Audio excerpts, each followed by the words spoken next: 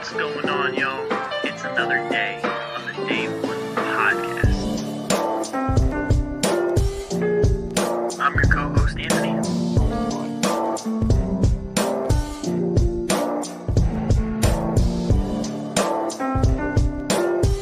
I got my co-host, Kyle. Say what's up. What's happening, y'all?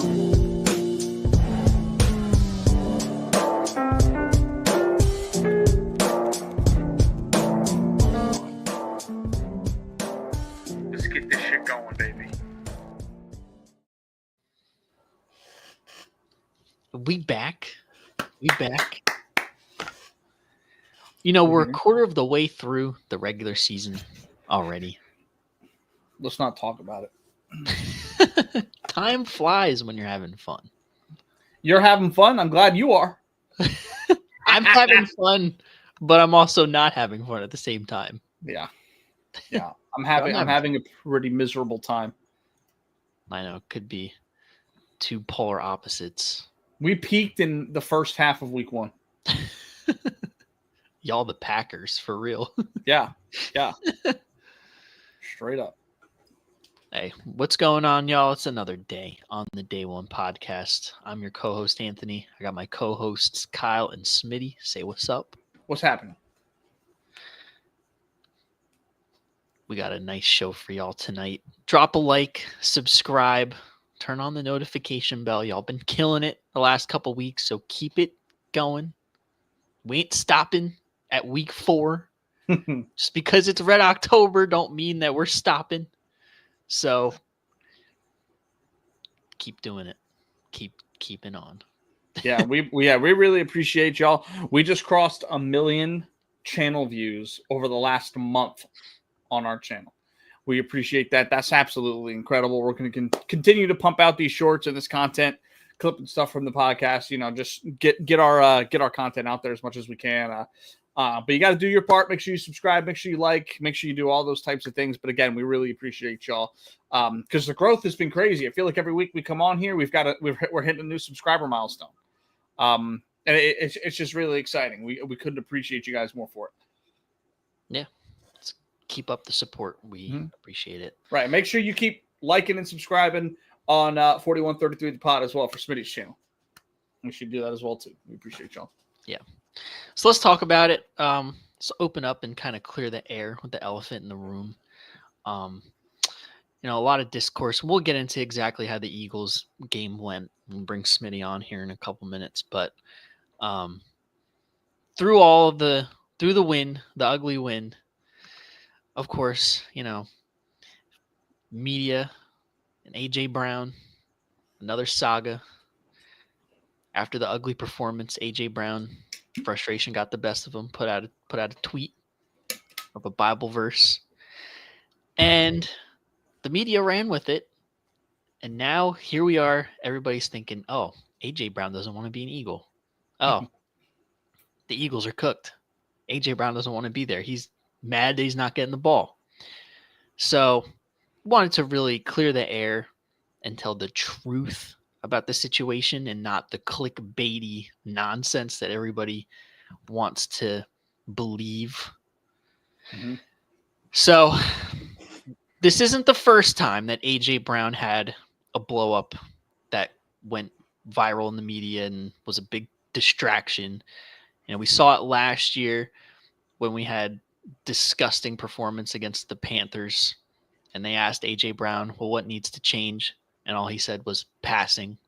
Everybody was hot to trot that, A.J. Brown's not happy. He's not getting the ball. He's not happy with Jalen Hurts. They don't like each other. He wants out. That wasn't the case, obviously. He's frustrated that we as a collective unit weren't playing up to our standard. Right. Not that he wasn't getting the ball. And you saw that in the Steelers game. We made it a point of emphasis when, he was vocal about it. BG kind of spilled the beans during the week and blew it up even further. But they had to make it a point to get the pass game right. And they did.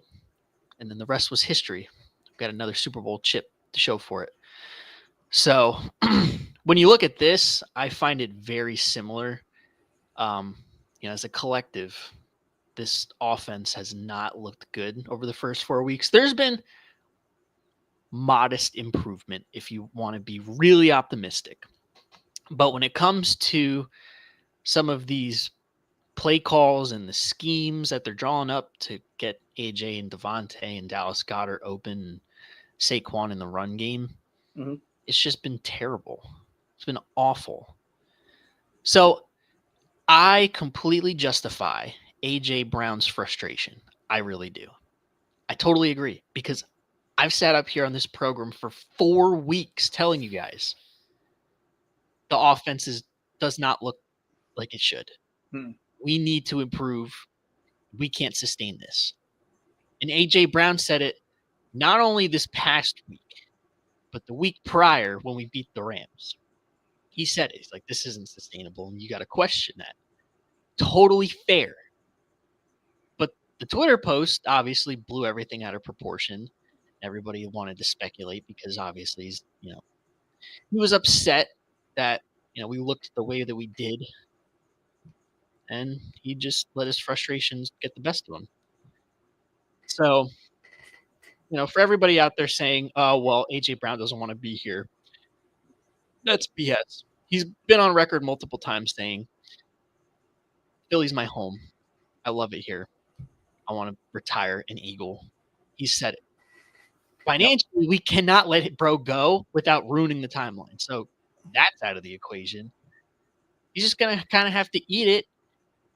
And, we got to solve this like men and move on. And that's really where I'm at with it. Like, if anybody he's pointing blame to, it's Kevin Patullo. And maybe Nick Sirianni to agree, because he has to sign up on that offense. So we'll get more into it. But, I really think it's just, overall, he knows, like we all know, what this offense is capable of, and we're just underachieving. It's frustrating because we want to get it going. We saw flashes, the Rams second half, the first half in the Bucks. We've seen flashes of what we could be. Yep. I'd be more consistent. That's where the frustration is. It's not that he's not getting his targets, he's not getting his numbers. It's an overall team thing.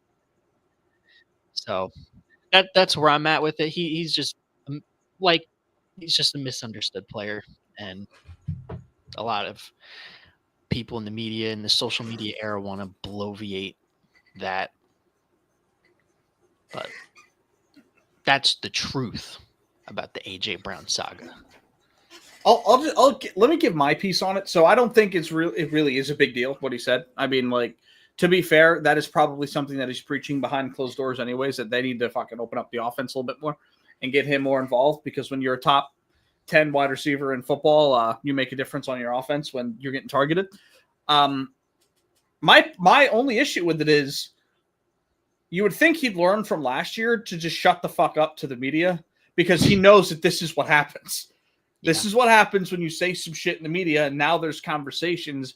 He knew he was going to have to sit in the locker room and apologize and do shit like that the second he sent out that tweet. That's my only thing. It's like he's kind of just doing it to himself. Like, if it's, I don't even think it's causing an issue in the locker room. I just think it makes him look like a fucking idiot. That's what I think it does. Because it's like, well, if CeeDee Lamb on the 1-3 Cowboys was like, I need to get the damn ball because he's only got 120 receiving yards through the first 3 weeks, I get it. You're 4-0. Like, and my thing is, yeah, you want to make the offense better, because he's absolutely right. This is unsustainable. Talk about it in your team meetings, dude. Let's not go to Twitter and cause a big uproar. And now you got 40 reporters in your locker room asking questions on if you even want to be here or not. Yeah, that's the one thing that I did not agree with at all. Like, right. His stance, I completely justify. I get it. I sit here and watch these games start to finish every week, and I'm screaming at my TV that the offense is not playing to the standard that it should be, and it's not sustainable. But going to Twitter, going to the media, you can't do that. Yeah, and it's not even the fact that that's what he did. It's that the exact same thing happened last year. And they had to, talk about it and, do the apology crap and stuff like that. Like, he knew that this is exactly how it was going to go. Because it really only does more harm than good. Because you could say the exact same stuff in these meeting rooms. If the wide receivers come in to the quarterback meetings and vice versa, if Jalen Hurts is sitting in on the wide receiver meetings, these are things getting talked about probably every single day. So because all of this does is create discourse around your team for the whole season, and then you've got distractions. Even if what he said was 100% true. This is why a team and obviously the Eagles have been way successful over the last few years. And they've been able to overcome stuff like this, but this is why New England was so great for 20 years. I'm sure Julian Edelman was pissed the fuck off when he only had 600 receiving yards the year they went to the Super Bowl and beat the Falcons. I'm sure he was pissed off. But it doesn't go out to the media. You keep it in your room, and that's kind of how it goes. That's my only thing. Yeah. And to that point, I mean, nobody's sitting here remembering, oh, Julian Edelman had 600 yards when they went to the Super Bowl. They remember they won the Super Bowl. So for the whole talk of, oh, well, AJ is worried about his stats for his legacy is winning Super Bowls here. We're not going to care about his stats. And he's had 3 all-pro seasons where he's been 1,000+ every single season. He had the stretch in 2023 where he broke Megatron's record. Yeah. We don't have to worry about stats. You got to look up for me. If there is a Hall of Famer, or if there's a player that won 2 Super Bowls that didn't make the Hall of Fame, because I honestly think we have at least 1 to 2 more. There has to be, especially if they were at the prime of their career, top 5 at their position. There's no way someone at top 5 at their position in their prime that's won 2 or 3 Super Bowls didn't make the Hall of Fame. That's not a conversation. So, yeah, it creates unnecessary discourse, but I just think that MVS has 2 Super Bowls. Yeah, but he wasn't top 5 in his position. All right, hold on. Can I say something real quick? Yes, sir. I definitely didn't like that. He made me come off the mic. So Kyle, you're gonna compare Julian Edelman to AJ Brown. What happened? Okay, so obviously that was rhetorical. What happened when Randy Moss joined that team? They went 17-0 and lost in the Super Bowl. How many did he break the receiving? Did he break the reception record that year? Probably not. Did he break the receiving yards for the Patriots that year? Receiving touchdowns? Oh, I have no idea. But they made, but if you could, you're the stat guy. So I'm just wondering. I would like you to tell me, how amazing that season was with him. Did they I don't know, dude. I was fucking 10. Did they not make sure the offense schemed him open on multiple occasions? Yeah. So you said in the meetings, AJ Brown should be bringing this. So what happens when you're bringing it up in meetings since let's say training camp, and then we come out and it still looked the same? And he voiced it in a very professional way, and nobody said it after the Rams game when he said we can't be stagnant. We got too many stars. We can't be not explosive. We can't be playing football like this because we can't sustain it. And then he says, you know what? I'm not gonna even do that again because that should have started a hailstorm. He put out a. Everybody says scripted, but it came from the Bible. I mean, everybody loved the God. Right. Everybody loved God, scriptures, and all that until it's a situation where they don't understand why it was said. Right. Right. My problem is has nothing to do with what he said or anything like that. It all stems back to now we're having the same conversation we did last year. That's basically he knew that this was going to be the result. But it's not even the same conversation though, Kyle. It's not even the same conversation. Nobody's attacking Jalen Hurts now. They're like, oh, AJ Brown is just upset. Oh, he's all this, all that. It's all about AJ Brown being a dumbass. You know what I mean? So I mean, it looks bad, but hopefully it gets the problem fixed though. Right. I'm not even saying I don't have a problem with what he said. I'm just saying. It's the 3rd year. I'm used to it now. That's why I said I wasn't going to speak on it. He did it in 22. He did it in 23. He did it in 24. Yeah. And he did it in 25. So I mean, it ain't changed nothing. Every year he's been here, he's had a moment where people are like, "Well, AJ Brown doesn't want to be there," and it's like, okay, Right. Yeah. Hey, Very what true. was this? Hey, do you remember what happened in 2023 when he last stopped? 2022. What year was that?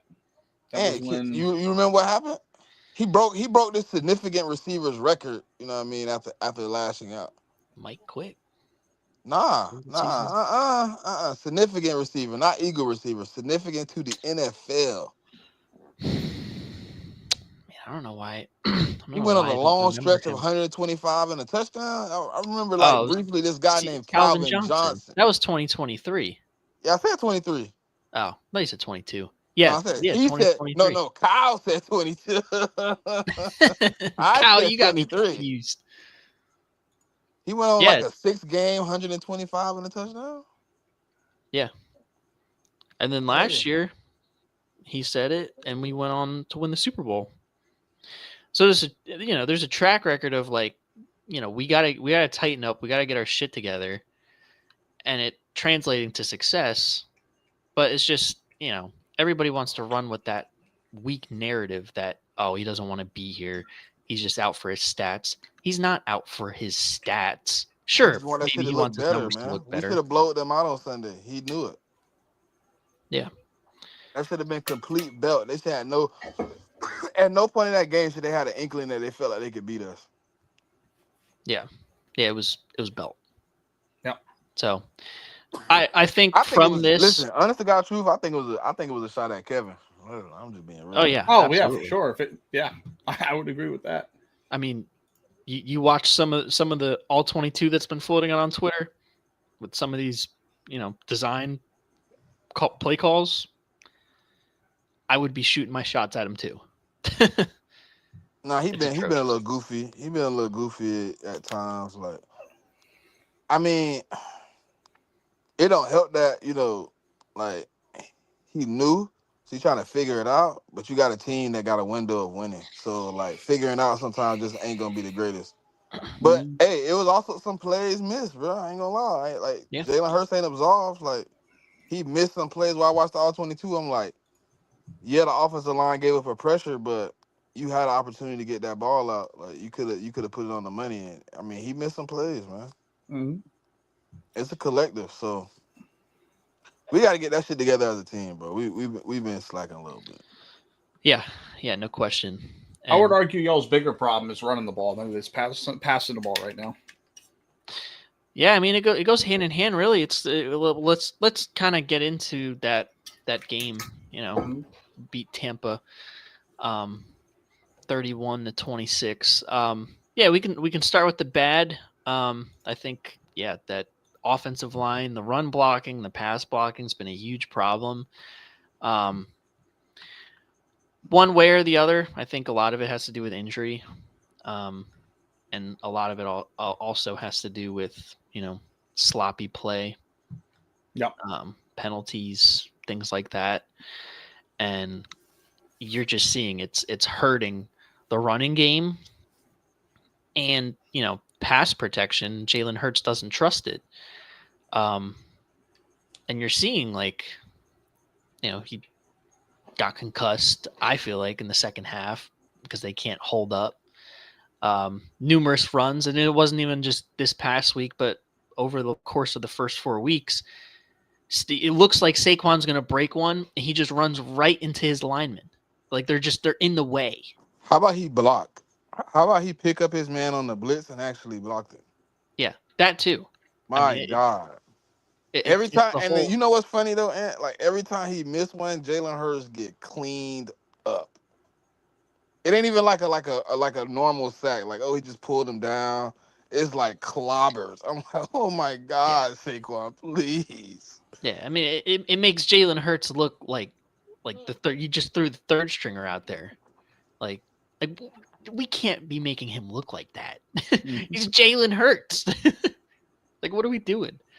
But that's definitely been a big problem, and then obviously it feeds into everything else, and obviously the play calling and the scheme for the passing game has just been disgustingly predictable. it's just confusing because you look at the first half, and we were doing some pretty good things in the pass game. I mean, the run wasn't really working all that great, but in the pass game, I mean, Jalen Hurts played his best half of the year, 15 to 16, 2 touchdowns. And we even saw some stuff that we hadn't seen, like, in the red zone, the 2 shuffle passes to Dallas Goedert. It's like, wow, we're in our bag right now. Mm-hmm. What changed in the second half? They stopped playing cover 2. They stopped playing that Tampa 2 bullshit, and they went to some different shit. And they stopped blitzing.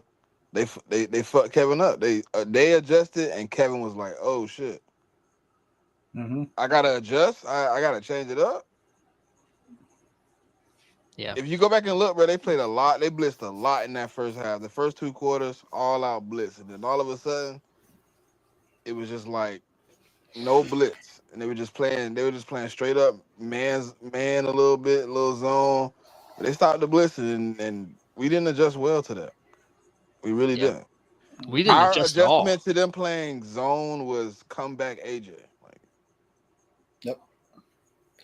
Yeah, the best coordinators are proactive, not reactive, and I think Kevin Patullo has a tendency to just kind of let shit happen and then hope he can make up for it later. I mean, that's basically what he said in the presser. He said sometimes you get in a bad sequence of football and you're just looking for that one play to spark the offense. And then we just weren't able to find it. It's like with this offense, you can't find it. Right. Like, dude, this team just won the Super Bowl. We returned 10 of 11 starters. It's like a Madden Ultimate Team. And you mean to tell me, yeah, we can't find the play to spark it? I'm a little bit out of my quarterback too, though, because he could take some time and, you know what I mean, make a better play than what's called. Like, obviously, yeah, they call AJ, but when you see them sitting on the routes, they down there running the routes for our players. Like, it's time to just, move on. Yeah. I mean, I will say, like, Jalen Hurts, he did have, especially in that second half, he did have some balls where he definitely want them back, or he missed reads, or the timing just wasn't there. So I'm not completely dismissing any blame from Jalen Hurts. Like, obviously, he needs to tighten up in that aspect. 0 of 8 in the second half, you have to put some blame on him a little bit at least. Yeah, but I mean, I go back to very minimum amount of blame, Kyle. Because if you go back and look at that R22, they ran a lot of like dummy routes where like half the field is running just to make sure the defense goes one way, and then giving AJ Brown whatever type of coverage on the other side. And it's just like you can't predetermine plays, bro. You don't know what the team is coming out in. You don't know how they're gonna adjust. You can't predetermine shit. Like, so that's why I say like Jalen Hurts. Okay, yeah, 1 or 2 times predetermined. All right. Look, we gotta do something else, Kevin. We gotta switch it up. We throwing right into their game. Like we playing their game for them. Like.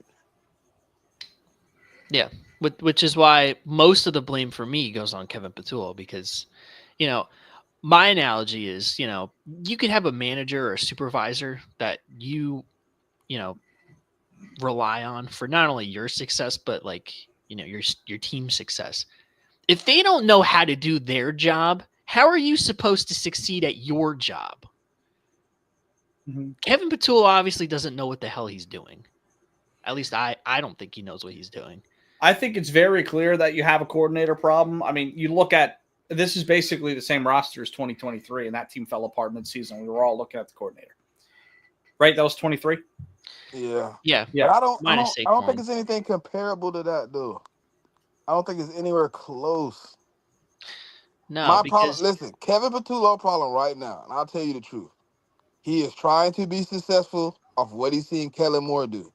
He's trying to run the same offense Kellen Moore did, and people have the tape, and it's not working. Defenses are prepared for what we did last year. So now, after this week, he's like, okay, I'm hoping he adjusts. Because you don't go 15 for 16. And I want to say Jalen Hurts only missed 1 pass in the second half of the Rams game. Like, you don't have halves like that with the offensive coordinator and say he don't know what he's doing. He's just not adjusting well. With Brian Johnson, we had no situational awareness, bro. We beat 3rd and 3 no, 3rd and 4 on our side of and we run a quarterback draw, like, or we run a screen with Smitty being the lead blocker. Like we did stuff like that in 23 that made me real mad. But right now, it just feel like to me, like at the half, like either Kevin Patullo adjusts at the half and he wins, or he doesn't adjust at the half and then he just doesn't adjust the rest of the game. He has to learn how to flow with the game. When it's time to, like, Vic Fangio said it like 2 weeks ago. He said you don't adjust at half, you adjust as it happens. Like that's what Kevin has to learn how to play. Like, yes, he can adjust at a half. Yeah, he can go into halftime and change the game plan. Yeah, he can see what the defense is doing after 2 quarters. But what about in the moment? Mhm. What about when it's right now? Like, hey, bro, they bringing a blitz every other play. Like, can we get a blitz beater? I mean, hey, they sitting back in zone. Hey, they sitting back in man. Like, can we change it up? And he went to the same play 5 times in a row. Like, that tells you he has no adjustment. Yeah. Smitty, like Smitty's on the team too. Like Jahan Dawson's on the team too. Obviously, Dallas Goedert was dealing with an injury, but I mean, we got other guys that can catch the rock. He just doesn't know how to evolve when somebody else is adjusting. It's just trash. Like Yeah. the Rams game, he didn't adjust all first half. Then we go into halftime, he adjusts. Mhm. And then it's the opposite with the Bucks. You had a great coming out, and then we go to half and they adjust. You're just like, we'll go to the same game. Yeah. And and like I said, I mean, a lot of people want to, blame Jalen Hurts and say that, he's playing like ass. What is he supposed to do when his offensive coordinator doesn't know how to adjust? Right. That I just feel like is pure hate. But yeah, I mean, Smitty said it very well. I mean, he doesn't know how to adjust, and a lot of times it's later rather than sooner, and I just feel like that's going to catch up with us at some point. If he doesn't figure it out, it's gonna catch up. Not that we're gonna have the collapse like we did at 23, because this is not like 2023, because we have an elite defense and an elite special teams that's been bailing us out. Yep. But you gotta ask the question: how long can they last doing that? So that's really where we're at, and Kevin Patullo's got to show us something. Yep. At least this is what he has going for him, though. You look at the first two weeks, we really didn't get much of anything going on offense throughout the entire game. Jalen Hurts, he was dinking and dunking in the Cowboys game, but he was just pretty much scrambling. Like, that was the offense. It's like Jalen Hurts, he's not seeing anything, nothing to dink and dunk. He's just going to tuck it and run. Mm-hmm. Like, that's it.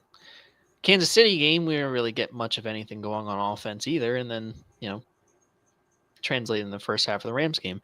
But then, in the Rams game and last week against Tampa, you saw us put together a half, which is an improvement. But now we got to see him put 2 halves together in the same game. We have the talent to do it. It's not a talent thing. It's not that Jalen Hurts fell off and he can't read a defense. Yep. He forgot how to throw the ball to A.J. Brown and Devontae Smith. You look at the film, this guy's covered, that guy's covered, this guy's covered. He has nowhere to go with the football because the plays that are designed are so poorly designed, and Kevin Patullo doesn't have a knack for the flow of the game, that we're going to look like shit.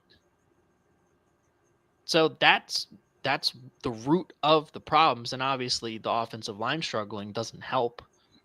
It makes it even worse. So, we got a lot to clean up, and I'm going to be honest, Kevin Patullo hasn't given me an ounce of optimism that he will change. Fair.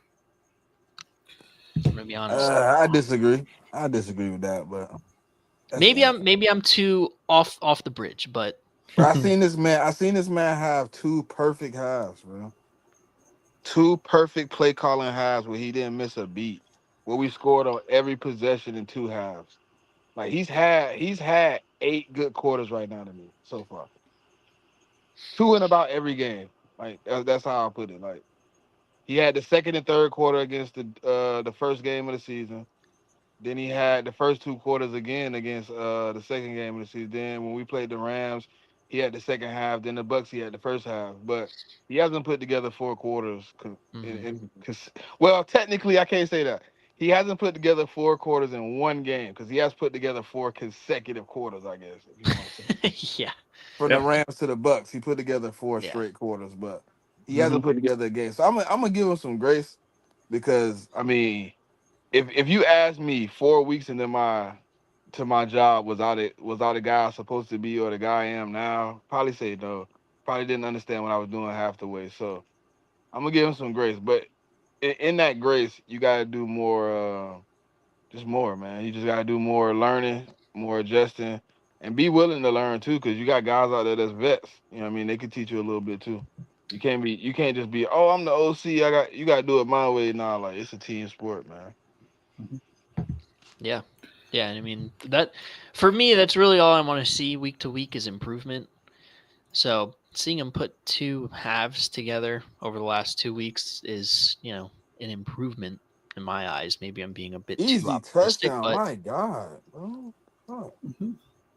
but yeah, I mean, yeah, he's gotta continue to put it together. We was in a dogfight with these bums. Come on, man. You just let Matt Jones ride on the field on you. Yeah. My God. All right. Matt Jones about to have a Sam Darnold resurgence. Like, speaking of which, that's actually the next game I want to talk about. Seattle Cardinals. This past week, Seattle snuck away with it 23-20. I kind of want to talk about Sam Darnold a little bit, so I want to know what you guys think about him at this point, because I felt all of his season last year with Minnesota, we were talking about how it's pretty much, we know Sam Darnold's probably a good quarterback now, but he's a system guy. We don't know exactly what's going to be in Seattle. A lot of skepticism around it. And so far, he's played awesome. Now, they have a top defense in the league, so that's really been helping him. But this past week, he drove down the field twice and got points when he absolutely needed it.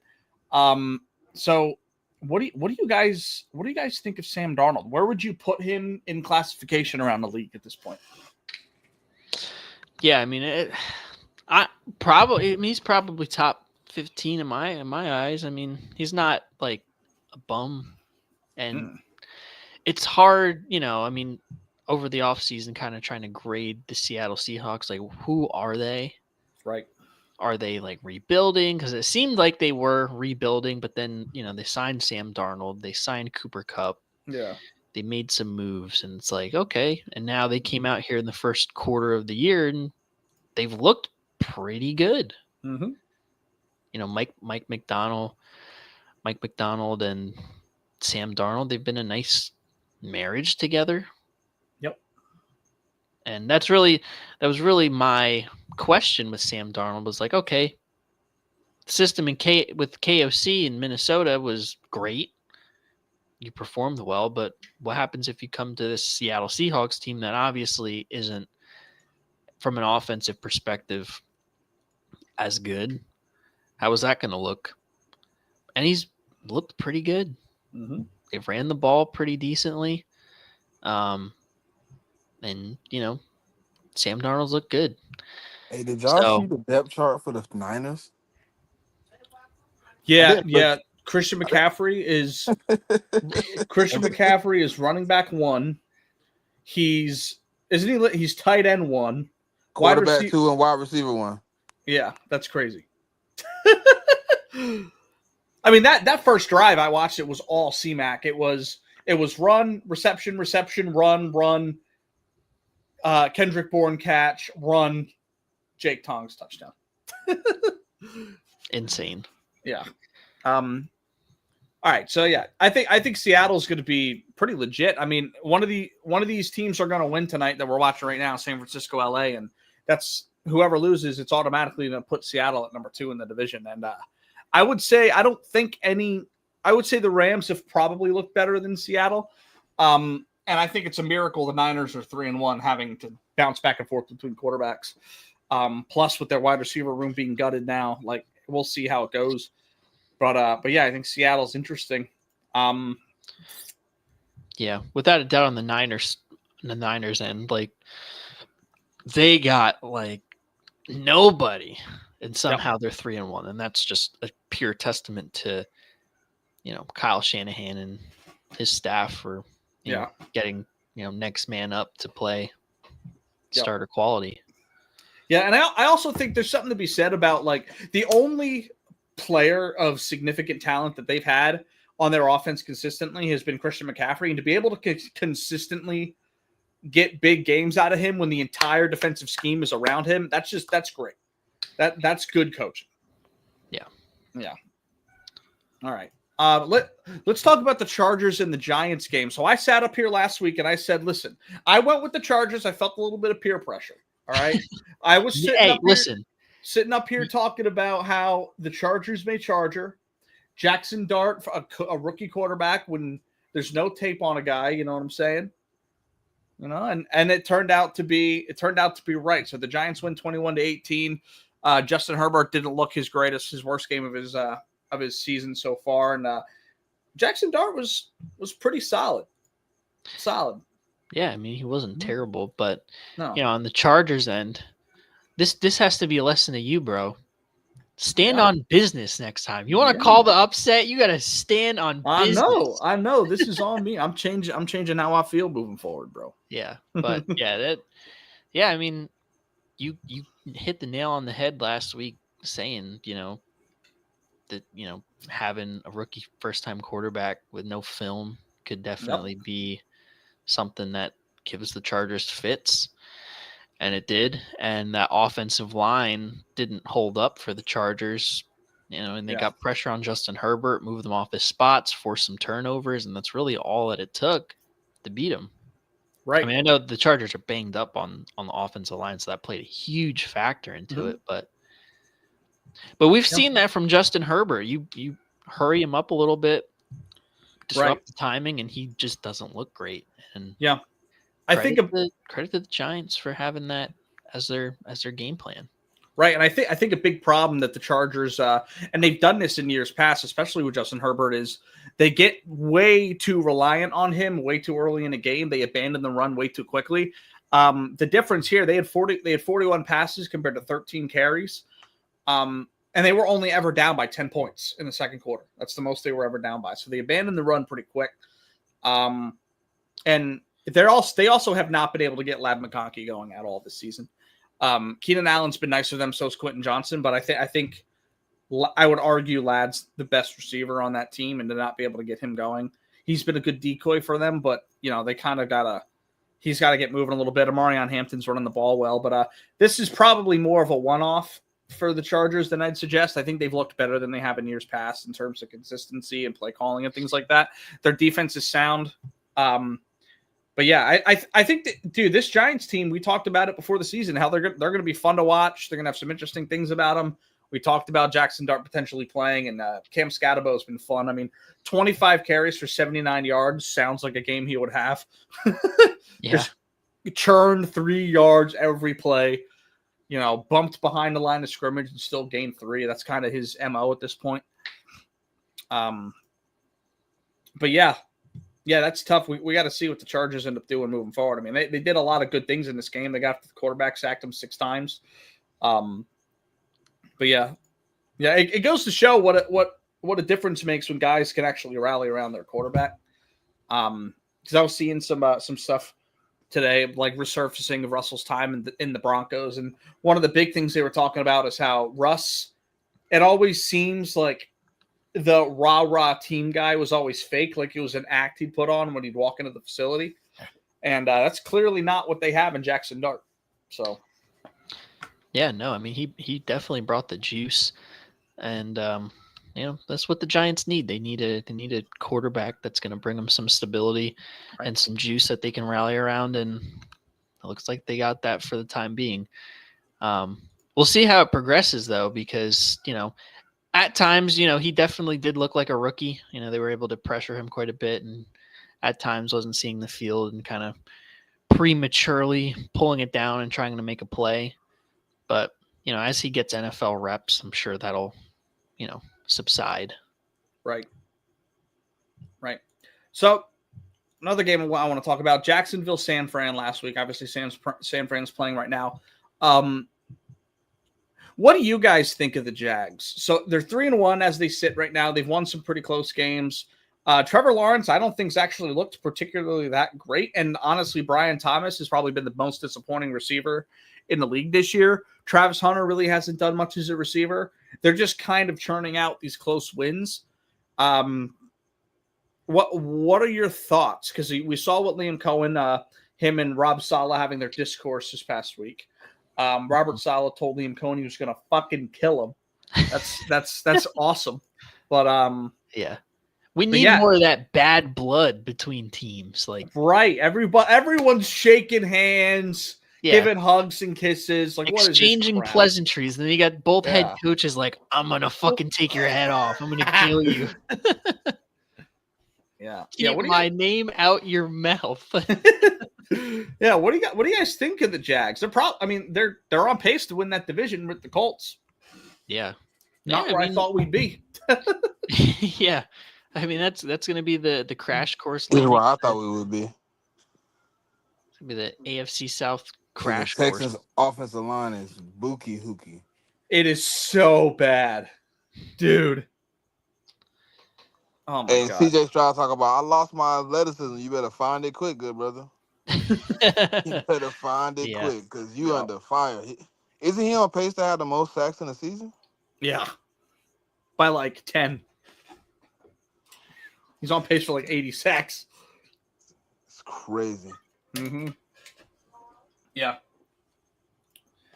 But no, I think the when I talk about the Jags, for some reason I've seen this Jags before, and I'm just like, it could be fraudulent. I'm hoping it's not. I'm hoping they keep the momentum, and you can see the Saxonville back. Yep.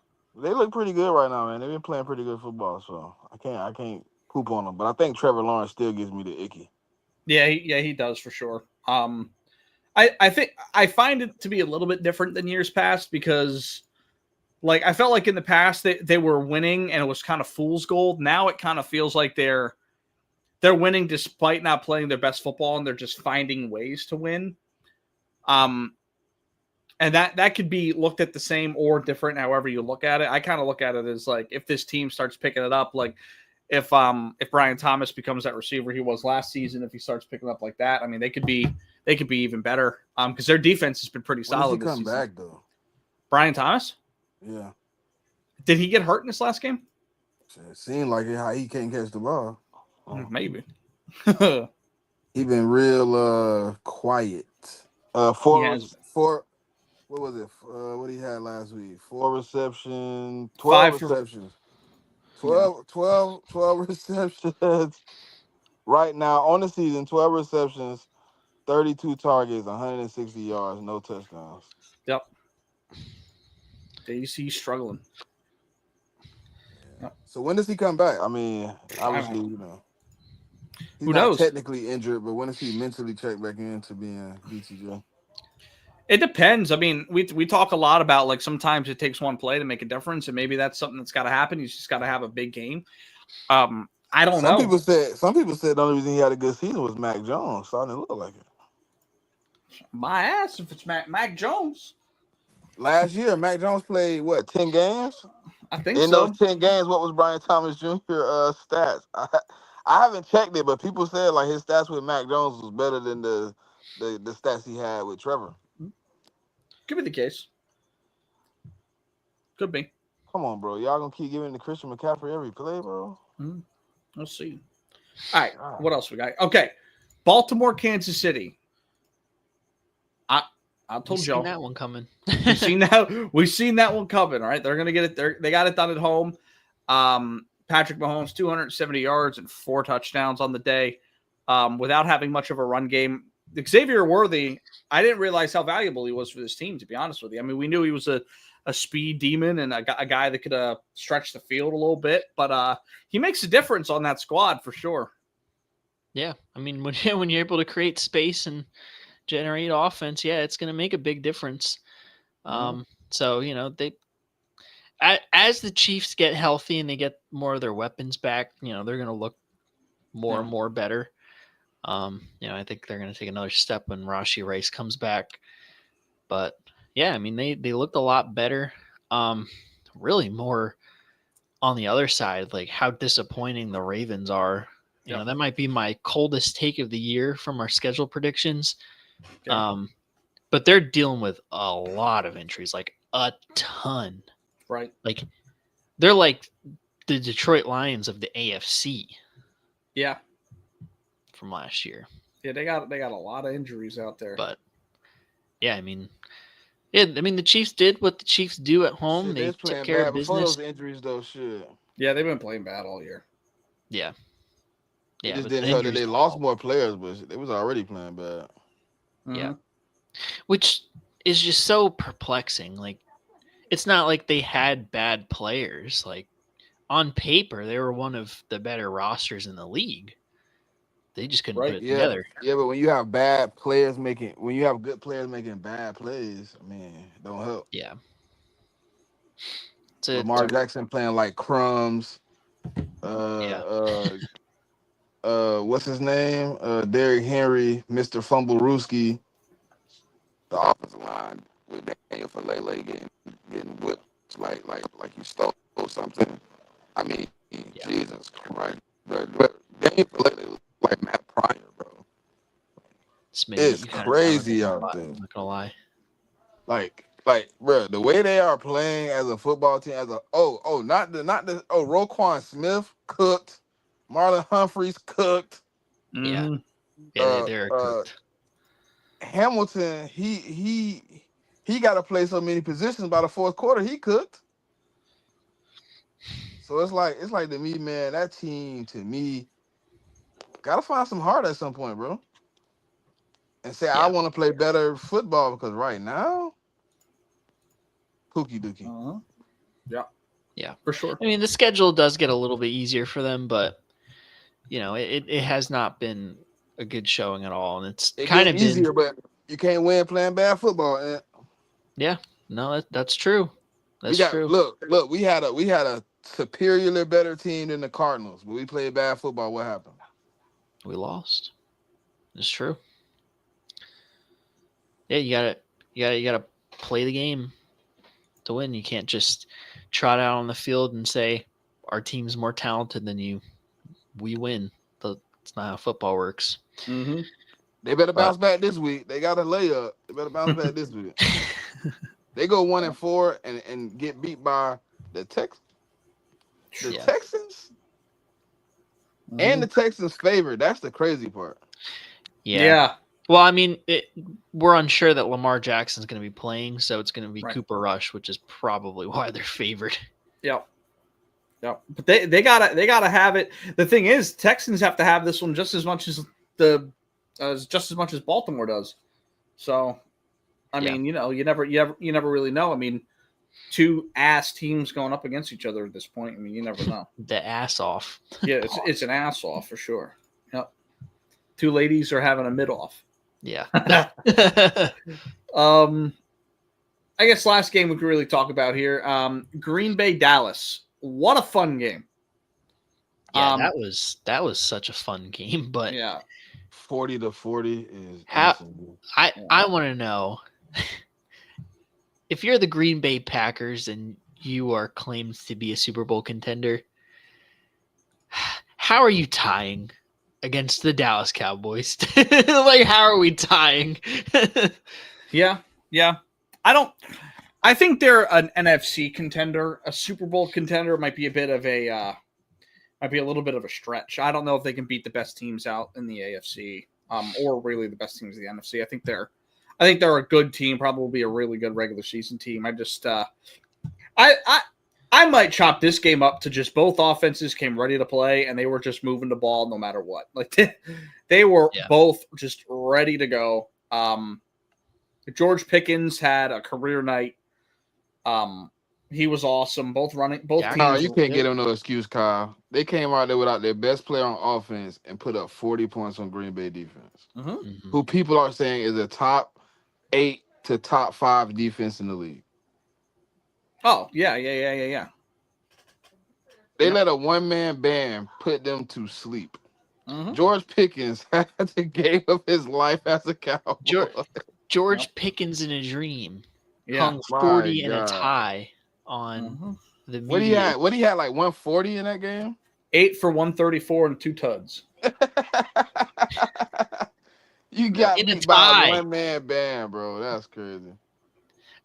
Is that worse than losing? I don't What, tying? know. I think it's more confusing than losing. That's for sure. Yeah. Yeah, I think it requires extra meetings than losing does. Like, because we just like, got to how, talk about how it. do you navigate a tie as a football team? Like, we didn't lose, but we didn't win. Like, it almost feels like a loss, though. Yeah. Like, we didn't win. Yep. I don't know, man. I mean, both offenses were just humming. I mean, we knew the Packers were gonna hang a high number on Dallas. Yeah, we but just we didn't think Dallas would do the same thing. No. But yeah, No. I mean, you ask questions about the Packers defense and chalk it Mhm. up to Dak Prescott legacy game. Yeah. But that's really his legacy game is the regular season shootouts where he comes up short. Yep. Yep. Yeah. The Micah Parsons won this game for him in that overtime. Oh, that sack. Yep. Yeah, Mhm. that sack saved him. Yeah, that was an effort sack. He had to come all the way around for that one. What? Come on, dude. You playing your old team. You got no field awareness. You're goofy. Mm-hmm. Yep. He did a good job, though. He was quiet all night until that sack. Yep. That's all it takes. Sometimes that's all you need a pass rusher for. Sometimes it just Dak thought he takes was gonna get away with his slow. Yeah. Yeah. It's almost like Baker running from Jordan Davis. Yeah. Like, Yeah. And if Micah's not putting in the effort to get there, I mean, that's a touchdown. That is a Easy walk in. touchdown. That is a Walk walk in. touchdown. Yep. And that's poetic. That's kind of that's in a way kind of what we expected to happen at Dallas. I mean, you trade a generational player like almost pre his prime at this point, and he ends up costing you a regular season victory. I mean, any game that Dallas puts up 40, they should feel confident in winning. And the fact that they came out of this one with a tie, I mean, it's a long ride home back to the facility because I'm sure they ain't going home after that one. But yeah, what a game that was. Romeo Dobbs, 3 touchdowns. Yeah. I mean, it was an offensive shootout, and it was Right. fun to watch. But you got to ask questions about Green Bay. Obviously, the media was premature to put them in Super Bowl contender talk, but I think you got to question their validity in that regard. I think I agree with you in saying they're probably an NFC playoff team. But what I go as far to say is, they're on the level of the Eagles and the Lions. No. Nope. You're 100% right. Well, you know what separates us? Real talk. In the end of that game, they played for the tie. Yeah. Mm-hmm. Teams like Detroit, teams like the Chiefs, teams like the Eagles, teams like even the Rams. You know what I mean? In a situation, the Bills, like in a clutch situation like that, where they like, we can't tie with this team. Like, they go for the win. Like, they go for the gusto. You could tell when they got into field goal range, they kind of started playing for the field goal. Like, yeah, you can see they took a shot at the end zone, but that was a shot where nobody had a chance of catching the rock. Yep. Yeah. I felt like they played for the. I really felt like they played for the field goal. For sure. Yeah. For sure. And if a playoff situation, if I'm not mistaken, what's the call to get the ball back, and if they score, it's over with, right? Yeah, I mean, you go until somebody scores a touchdown. No, I'm saying in the second overtime, if they go out and score a field goal, it's over, right? Oh, yeah. Both teams had a chance, and then it's sudden death. Yeah.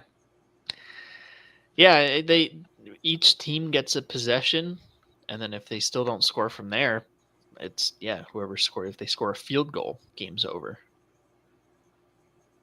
So, yeah, I mean, playing for the field goal at that point, But if you're down playing for the field goal, it's just going to extend the game in a playoff scenario. It's not like it's impossible to tie in a playoff. Mac Jones is giving the Rams belt right now in the passing game. That's insane. Like, bro, he's looking real crispy right now against these supposed good defensive backs. Mm-hmm. DeMarcus Robinson off the street giving belt. Well, I mean, his old team. I mean, if anybody, he knows those DBs the best. Yeah. Yep. For sure. See Mac running the ball again. All right, let's get into these games this week. All right. Let's do it. So, obviously, first game, San Fran at LA. This is happening right now as we speak. Christian McCaffrey last week, 23 touches, 141 total yards, and a touchdown. Matt Stafford at 375 with 3 tuds. Dominant performance from him last week. As we sit right now, the Rams, before the game, were favored 7.5. And they are currently about to be down by 14. So the question is, do we see a 21-point Rams swing? As Christian McCaffrey scores a touchdown. For Christian. No. Do we see a 21-point swing? Rams winning by 8. It would have to be at this point. Yeah, no. I can see it. I can see it happening, but is it going to happen? Probably no. Probably not. It's gonna be a close game. So I guess at that point, I'm taking Niners. Plus the points. Yeah. We'll all take the Niners, and we'll just move on to the next one. Move right along. All right. What's the live line? The live line, probably 3.5 something Rams. Let me see. Maybe. I mean, I imagine the Niners are probably favored at this point. Live, Niners are favored 3.5. So they're expecting the Rams to gain back 10 points. Yeah. Let's talk about the game that you guys want to talk about the most, I'm sure. This, for me, is a big game for Philly. Obviously, Denver's not as great as we probably thought they were, but their defense surely is. This is going to be a real test for that offense. See what they can do. What Kevin Patullo can draw up against this defense. This defense gets after the quarterback. They obviously have probably the best corner in football. Let's look at it. Sunday, it's 1 o'clock on CBS. Bo Nix last week, 326 yards, 3 total tuds, and an interception. Jalen Hurts last week, 192 total yards, 2 touchdowns, and 104 passer rating. Eagles are 4-0. Denver's 2-2. Denver's coming off a 28-3 victory against Cincinnati. What do you guys think? Like, I think, obviously, we talk about like how there's some losables for Philly. Being at home tells me they'll probably get this win here. But the way the offense has looked in terms of a consistent unit, start to finish, it's going to be an interesting one. Let me get you guys the spread. Yeah. Yeah, I mean, Eagles plus 3.5. Let's go. Eagles plus 3.5. Let's go. Eagles are favored by minus 4.5. Oh, Eagles favored. I got 3.5 on mine. I see 4.5. Oh, I got 3.5. I'm on FanDuel. I'll be the tiebreaker. Oh, I'm on Hard Rock. I got 3.5. I'm taking 3.5. I ain't taking that 4.5. No, 4.5 a little shaky. Look at DraftKings. What's DraftKings? I'll look. Even ESPN got us at 3.5 too.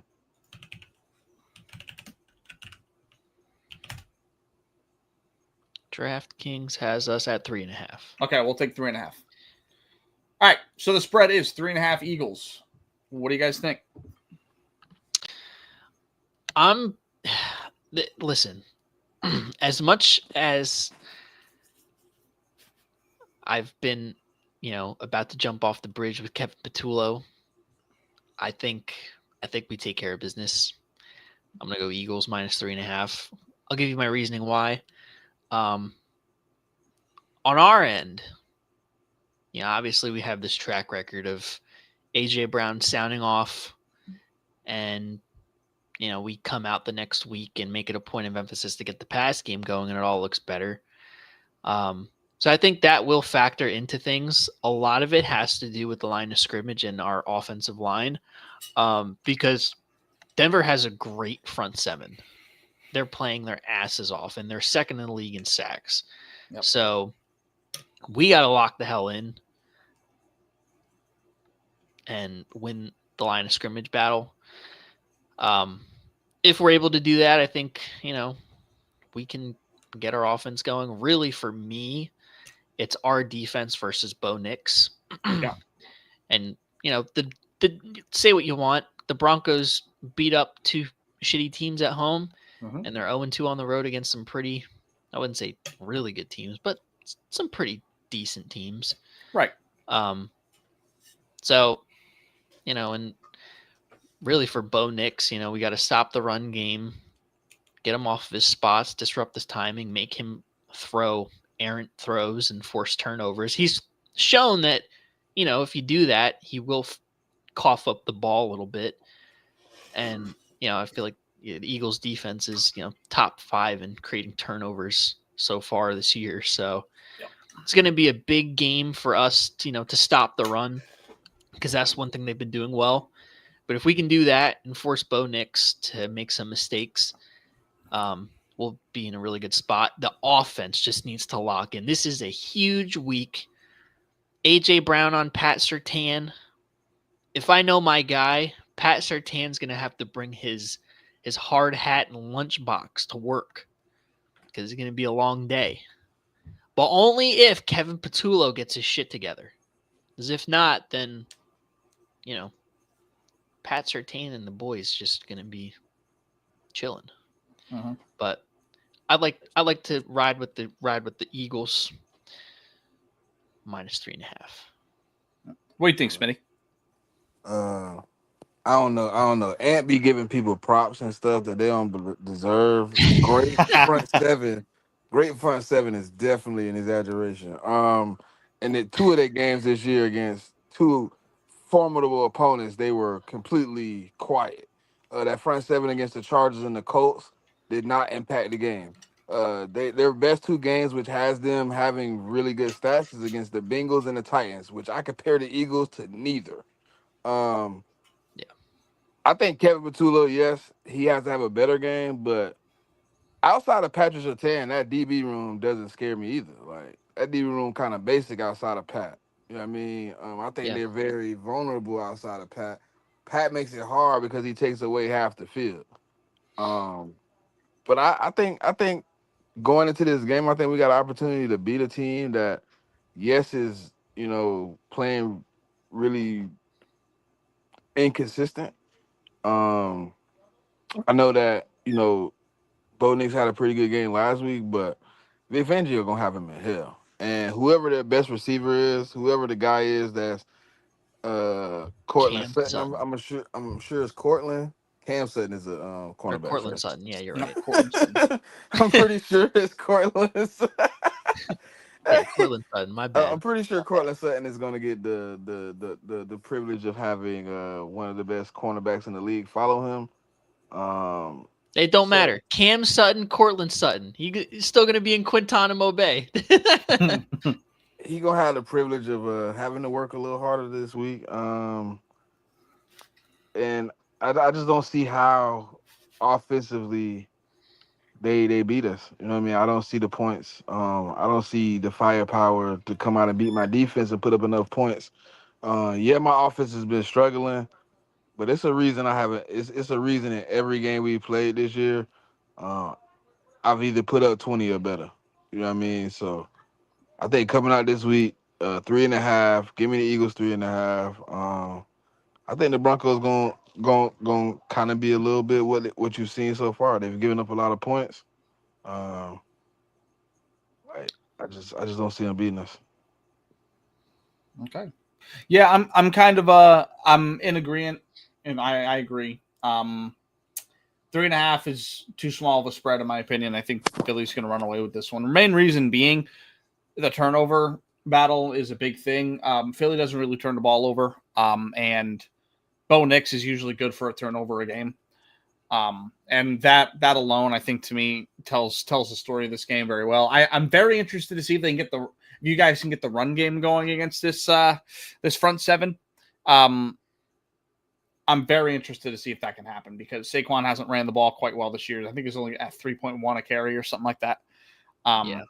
That's got to be a little bit better. The offense does have to be better in general. Because here's my thing, right? Yes, Denver hasn't looked great against some of these top offenses. We can't really call. Hey, Kyle, do you know what Jonathan Taylor did to them in that game? Oh yeah, right. But they also are playing. No, I really don't know. I just remember seeing the highlights and seeing a lot of Jonathan Taylor. Right. But what I'm trying to say is, in games that they've played great offenses, they've struggled. But I wouldn't say the Eagles are playing great offense right now. He put up 165.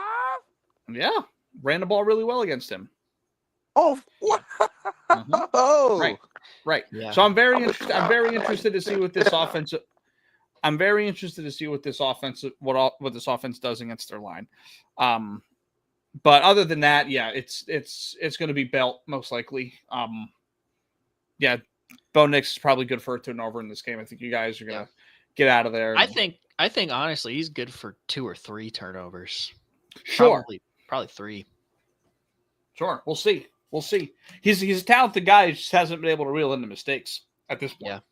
I mean, like I said, I think so real quick game break. Blake Corum fumbled, and it's another San Francisco ball. Yeah. Yeah. So do we? If they score here, do we see a 28-point turn? Just wondering. Yeah. All right. But yeah. No. Like I said, I think if we're able to stop the run, which I think we can. Yeah. And force Bo Nix into some errant throws and disrupt his timing. I think we definitely have it in the bag. Offense just has to get going, and like Smitty said, outside of Pat Surtain, this is a 2K generic secondary that we can definitely get off on. So, this is the week for us, to get our shit together. Yep. Yeah. Your defense is going to give you opportunities too. So, yeah. All right. Game 3, Tampa Bay at Seattle. Both teams 3-1. Bucks coming off of a loss against Eagles last week. Seahawks are coming off of a game-winning field goal last week as well. Bucky Irving, 20 touches for $165 and a tud. Sam Darnold with 266 total yards, a touchdown, and the game-winning drive in himself. This is the second window of games, 4 o'clock. Let me get the spread. I should really be more prepared with the damn spreads, dog. I'm lacking. Lock in. Right, that's what I'm saying. Checked out. Thinking about it, this is 3.5 again. Yep, 3.5 Seattle. 3.5. Seattle favored by 3.5. Uh-huh. Yeah. This one's kind of, I'll go first on this one. This one's kind of easy for me. I'll take Tampa. I don't expect them to lose 2 games in a row, and I think Baker's a much better quarterback than Sam Darnold. I think Seattle's playing really good defensively. I don't think they've necessarily played a great offense yet. Let me take a look at their. Yeah, they played the Niners in week 1, which they lost, and they won. They beat the Steelers, Saints, Cardinals. Yeah, they haven't really beaten a great offense. So those defensive numbers could be a little bit skewed. I like the Bucs to probably win this game here.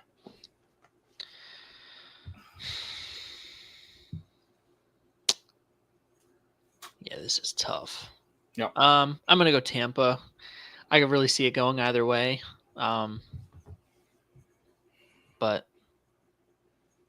yeah, I don't know if Tampa loses 2 in a row. Yeah. I'll go Tampa. There you go. I quite honestly don't have much thoughts on the game. Yeah. The perfect spread. I feel like these are 2 evenly matched teams given the injury situation on Tampa. Uh-huh. But yeah, Tampa. Okay. What you think? I really want to go Seattle low key. really do. But I think that secondary for Seattle, Emeka Ibuka playing how he's playing, you know what I mean? Bucky Irvin with the run game. It's gonna be a tough out for them to beat. I mean, they are with But they're probably without Bucky Irving, so it is Rashad they White. gotta go to Seattle. I'm gonna take Seattle at home, man. I think Seattle a tough place to play, and with Seattle playing the way they playing right now, I think they can pull that off.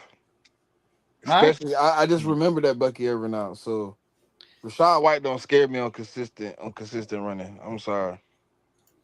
He ain't Bucky. Rashad That's why White. he lost his job. That's why he lost his job to Bucky. Y'all don't remember he was a starter that year before. Yep. That's true. Yes, I had sir. him in fantasy that year. I remember. Yep. I think Sam Darnold is gonna do enough to win that game. I think their running game is gonna be more successful than ours was. Which could put them in a bind. But I do know it will be a tough fight for Sam because he's gonna have to see that blitz. But if anybody can deal with it, he dealt with it with Brian Flores, practice in and practice out. He should be well prepared for the blitz. Mm-hmm. Yeah. I could totally see it. I think, I'd probably take the points. Oh, I'm definitely taking the but points. He said spread. It's a spread. So I'm taking plus 3.5 for sure. Yeah.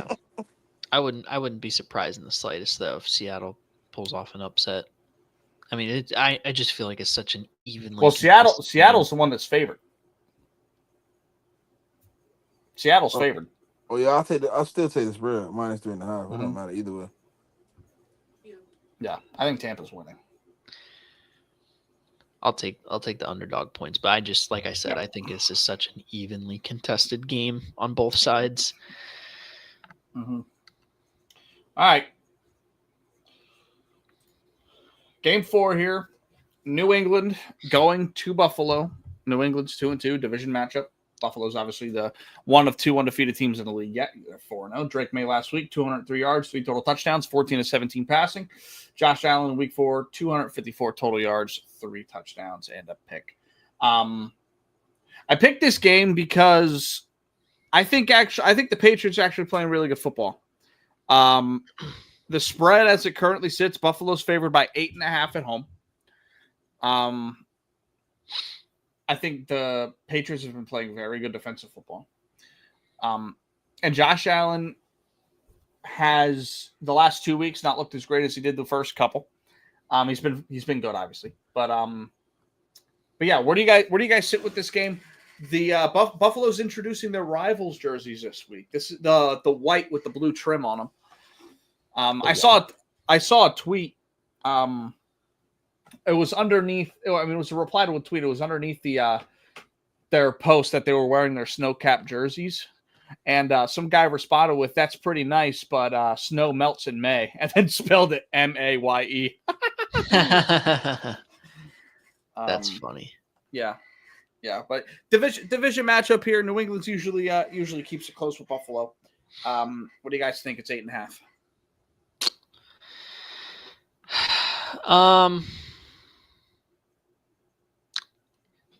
I don't know. I mean, New England's playing better than Miami, and Miami held Buffalo to under possession. Right. I think I'm going to take the Patriots points here. Now, I don't think they're going to win, but I think they're going to keep it close.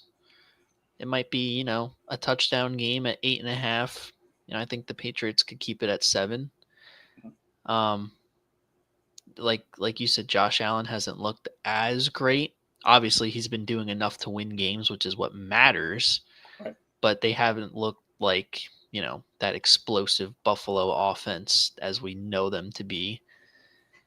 And yeah, the Patriots are playing good defense, division matchup.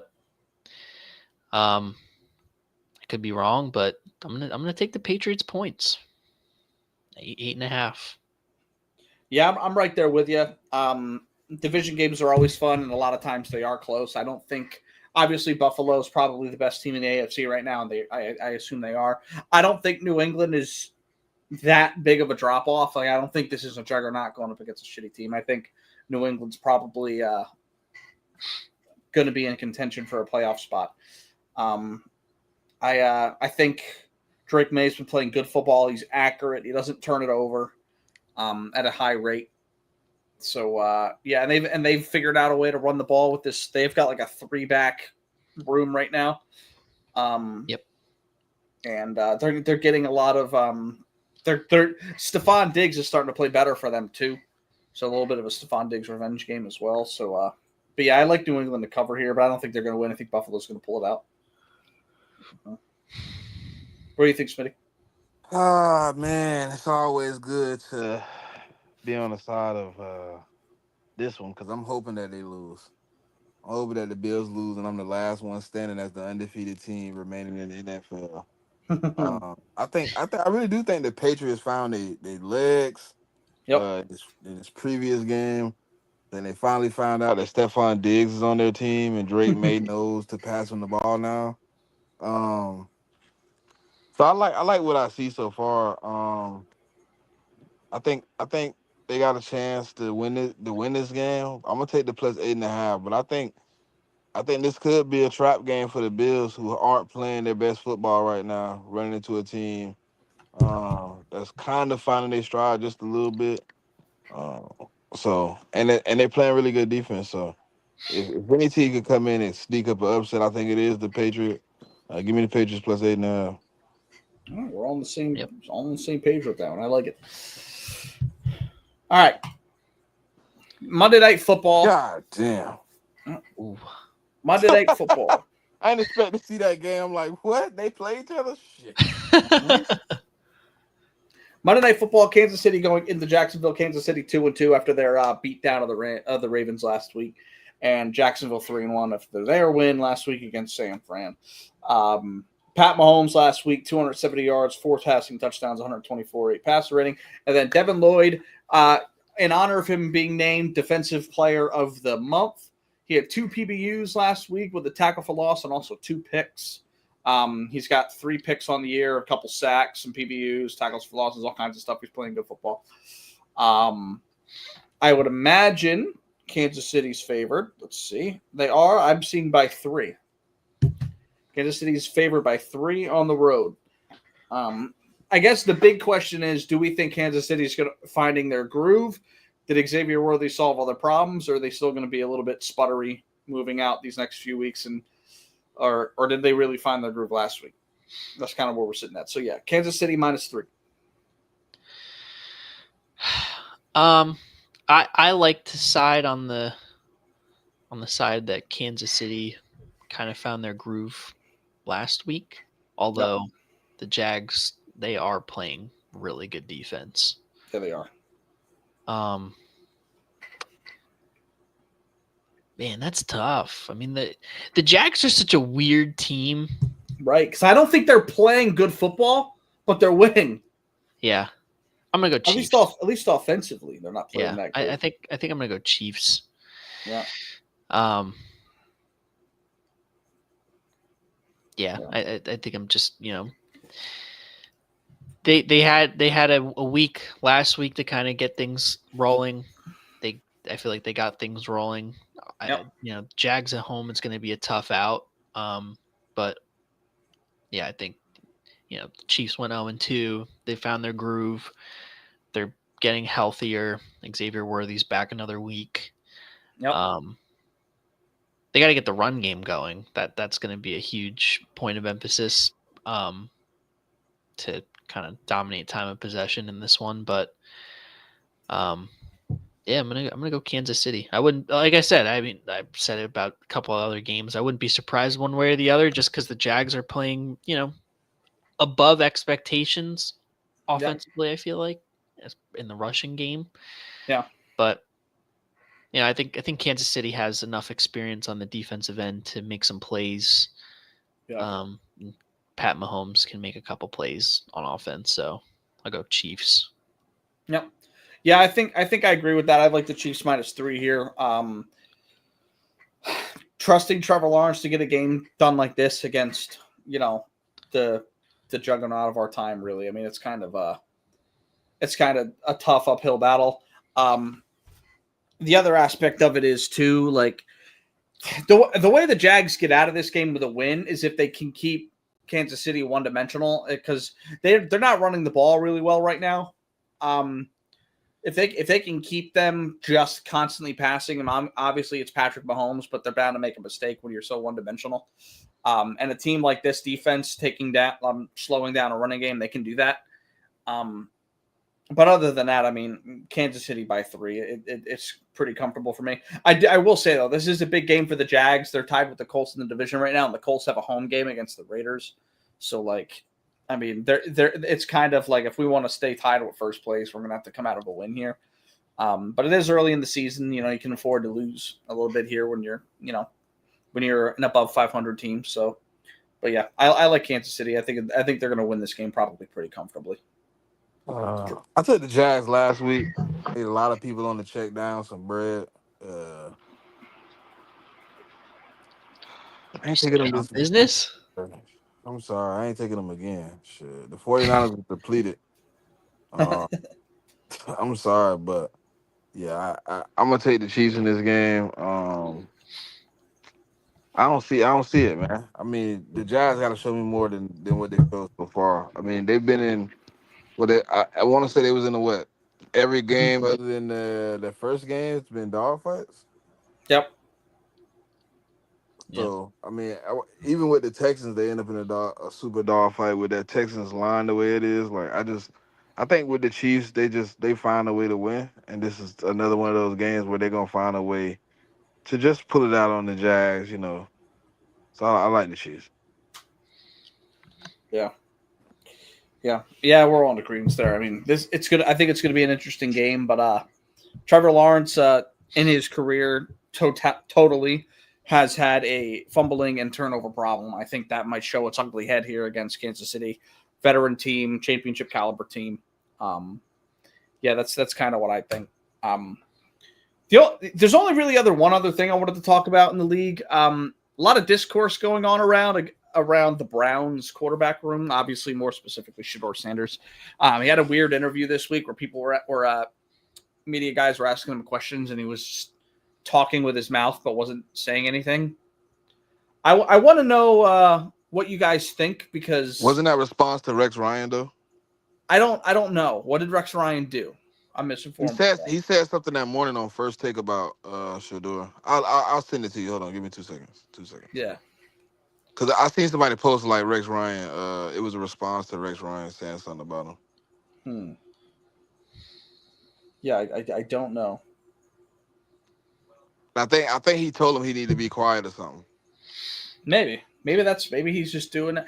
Either way, I think it's not like the best look, because all that's going to do is just, make the media talk about you more in ways that they probably shouldn't. He's got to get out of there. The Browns are not a good football team. They never will be a good football team. I know, because I'm a part of a bad football team, and I know we're never going to be a good football team. Very similar problems, except we don't pay, fully guaranteed contracts to convicted people. We don't do that, but we do other things that aren't good. All right, tell me if y'all can hear this. I'm gonna play the audio real quick. Yeah, go ahead. All right, but why the hell isn't he putting Shedeur Sanders? We're all waiting to see the Shedeur Sanders be the guy, or Gabriel, whatever. Something's missing. Something's missing with this kid. This kid talks. He runs his mouth like I could be a starting quarterback with his arms crossed like this. Get your ass in the front row and study and do all that. If I know, the whole league knows. Quit being an embarrassment that way. You got the talent to be the quarterback. You should be embarrassed that you're not the quarterback now. See if they make a change there. Interesting. That was the response, and I guess that's why he did the mute, the mosh. Mm-hmm. Right. Yeah, it makes sense, but yeah, it's such a weird situation with him, because you go back to the draft and the Browns didn't even really want to draft him. It was more of an ownership pick. Yep. Rather than the GM and coaches. Yeah, because they had already picked Dylan Gabriel earlier on in the draft. Yeah. Mm-hmm.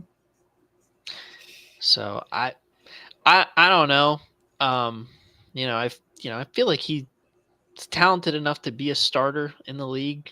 Obviously he just needs to get his opportunity. Yeah. But that's just kind of this generation of players. The NIL has these college kids thinking that they're entitled to, things that maybe they're not entitled to. Some are, obviously, but Right. it's just the era that we live in, and you just kind of have to But how adjust would to you? that. Okay, and you still drive or whatever, right? How would you feel if you was out, if you was on a team, right, and you was out driving the driver that was the starter, and every time you like, damn, well, y'all gonna give me a chance to drive? I mean, y'all see me in practice, y'all see me outperforming this motherfucker. Why am I not in the driver's seat of the car? And then this is what's gonna happen. This is what made me even more mad. Dylan Gabriel, if he goes out there and stinks it up, you're gonna throw Shador in with no reps, and then Yep. hope he looks bad. Yeah. Yep. Really, not even that. I mean, Joe Flacco's still the backup. Mm-hmm. It's like weird, bro. It's like Yeah. crazy. Like if you didn't want to draft the kid, if you didn't want to play the kid, just let him go somewhere else. Yeah. It seems like a bit of a blackballing situation, in my opinion, but that's just my pure speculation. Yeah. Because I mean, if you think about it, like a team like the Ravens could have drafted him, Lamar Jackson out. He slides. Do you think in those and reports are starts. true about what he told them though? He didn't want to. He didn't want his career to be a backup. The reason why I kind of believe it is because I think that could be something that Dion would feed him. Because even the Eagles tried to reach out and draft him, and we said that he said the same thing to us, that he didn't want to come and be a permanent backup to Jalen Hurts. Yeah.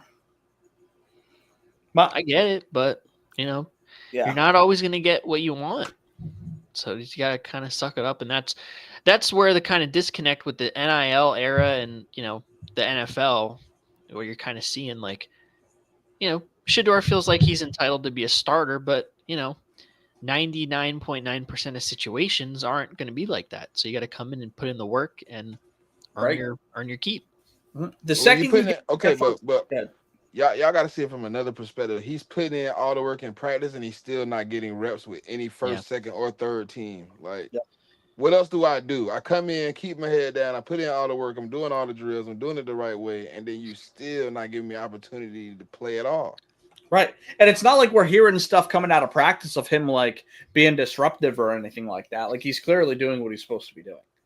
Yeah. Yeah. He's being a good teammate, but I think I would be more mad at him if he was like, well, I'm accepting being the backup, man. I think Dylan Gabriel's better than me. Like I would be more pissed off. Right. I want you to have the mentality that, hey, I should be a starter. Hey, I should be in the NFL. I'm here for a reason. Like, put me in and let me show you what I got. I like that mentality. You know what I mean? I ain't mad at it. Yeah. I honestly think he's better than Dylan Gabriel. I think he's better than Joe Flacco too at this point in his career. Probably. Yeah. Probably. We just gotta see it. That's I think he's the best. I think he's the best quarterback they have on their roster right now. But the Browns are so pride stricken at this point, they can't even accept just being like, hey, let's see if he can cook. Mm-hmm. Yeah. Which is why they'll always Brown. Because like this is what I always ask people. Like, what happens if Shador actually gets to start and he sparks that offense and they look good? They're not gonna have a choice. Yeah. I mean, you saw it a little bit in preseason. Yeah, he did look good in those couple games. I ain't gonna count. Yeah. Right. Here's the thing too. Like, as a football team, like if he comes in and has a spark, that's what you want. And it kind of seems like they just don't want him to do anything, which is That's the weird. how I feel too, Kyle. It's so weird. Like that, you should want that. Like, man, I don't know. I just think it's a blackballing situation. Like, if that's the best thing for my team, I'm all for it. Right. I don't know what other people are thinking. Like, yeah, just because he's Dion's son and he's of a certain complexion, he can't get some playing time. If he's clearly the best guy you got. Bro, when I heard the report that this man was thrown with the equipment manager in practice, bro, I was like, he cooked. Yeah. Yeah, he's got to go to a team that's got like. I wanted him to go to the Rams, no cap. The Rams would be a good team. Yeah. Mm-hmm. And then to me, I think it was the best team in his fit because, like, yeah, you don't have to start off the rip, and then you also get the opportunity to learn from, two of the great minds in Matthew Stafford and Mike Sean McVay. Yep. And I mean, I think that's that would have been a perfect spot because we don't know how long Matt got left. Like, Yeah. Yeah. But again, he doesn't want to be a backup. Well, that's the thing. No. He's said going to be a didn't wanna backup be for at career max 2 backup. years. Yeah, At max he 2 years. he didn't want to be a career backup, but I think if he go to a team where he's like, hey, in 1 or 2 years, you're gonna take the reins of a team like that, he'd have been cool. And But he's honestly, looking at it like, yeah. ain't they talking about like extending Lamar? I mean, probably extending Jalen. Like those are situations where you ain't got a starting job for 5, 6, 7 years down the road. Like, Mhm. and your only starting time is gonna be injury time, like, or Yep. blowout time. Like, That I get. Yeah. But for me, like a team like the Rams, like even if Matt wanted to play 3, 4 more years, like we've seen time and time again that if there's a guy behind him that's younger, that's cheaper, like teams are willing to move off of a quarterback earlier than maybe they should by a year or two to let the young guy take over. And like if Shador went into a team like the Rams and performed how he did in the preseason and in garbage time, or if Matt Stafford's out with a hamstring or something for a week or two, like he's going to set himself up to take over that team as soon as Matt's out the door. yeah, because who's the backup right now? Stetson Bennett and right, Jimmy G. something like that. Yeah. Come on, bro. Mm-hmm. Yeah. I don't know. I don't know exactly where they go. What the Browns are going to do, but I mean, we do know they're going to keep losing. That's for sure. Yeah. Because no matter what, even if he's getting reps, I think he's still set up for failure going into that offense. I mean, they're not running the ball particularly well. Their best weapon right now is Cedric Tillman. Like that's just not sustainable. You know what I mean? He's only going to find like success outside of that organization. I mean, Baker's a perfect example. Yeah. I mean, Baker found success there. Like that's the thing. And they still got him out of there. Yeah. Yeah, so I don't know. The Browns will always brown. That's how I feel about it. Yep. But I mean, if you didn't want him, don't draft him in the first place. Yep. Mm-hmm. That's really all I got. You guys got anything else you guys want to talk about? No, I think I'm good. I think the Birds got a critical week to get things going. I think we will. And another week of good football across the board. Mm-hmm. So we're getting into the heart of the NFL season, and NBA's not too far away either. No, it's not. We're getting people signed. The Currys are finally on the same team. I'm excited to watch that this season. Yeah. Yeah, we'll see. We'll see how everything turns out. We even got Giannis talking about, I just want to be a part of a winner. Before it was, I want to be a part of the Bucks. Now it's I want to be a part of a winner. But yeah, we'll see. But for now, thank you guys so much for listening to the Day One podcast. Make sure you like, comment, subscribe on both our channels, the Day One Pod and 4133 the Pod, so you do not miss any content moving forward. Make sure you go down to your local Sprint Mobile, get the 4 for $100 deal. It's $25 a line right now. Get your whole family set up with the little cheap ass Samsung you can get for $40. And make sure you subscribe, lock in, because we're not going anywhere the rest of the season. Thank you so much for all the love on all the recent videos. Make sure you tell a friend to tell a friend. Whether you're on a boat, bus, or plane, you can enjoy the content. So with that, I'm Kyle. That's Smitty. And that's Anthony. We'll see y'all later. Peace. We out.